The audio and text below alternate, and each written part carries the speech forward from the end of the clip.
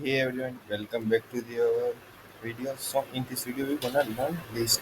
So first of all we import the list, then we declare a function called add and print list. So we use a string of words. So list string and then words. So string will take the input from user and then see out first three users you can input and take a value from user. Then you use a for loop for printing the all those three values. And here in int main, we use a that call the function. Let's run and check.